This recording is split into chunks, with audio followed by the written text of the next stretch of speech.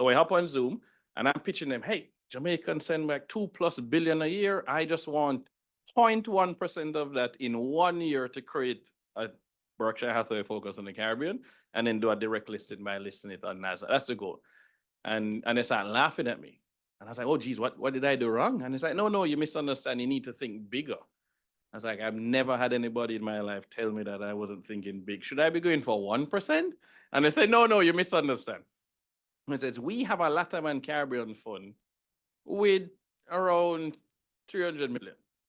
It has no exposure to the Caribbean because we can't buy those publicly traded companies listed down there because of the custodian problem.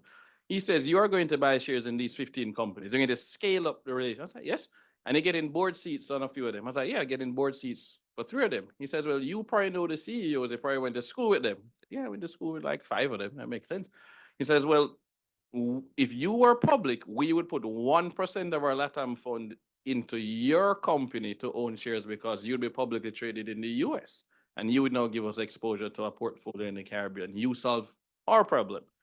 And that's one fund, that one asset manager. Every asset manager, every pension fund, every endowment fund that wants exposure to the Caribbean, wants to have that diversification from the geographic standpoint, has to buy your fund because you'll be the only one that's listed. Just get listed. So that afternoon, I called NASDAQ, called the head of listings and say, hey, how do we get listed? Here's a plan.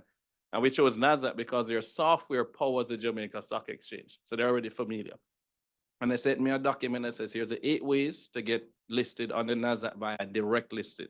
I said, great, So it's Jay. not an IPO, it's Yeah, direct, not an it's IPO. different. So I said, Jay, what's the easiest way? And he said, this one right here. And we just picked that one. You have an entity that's at least 2 years old, means that I can have $0 in revenue to go public.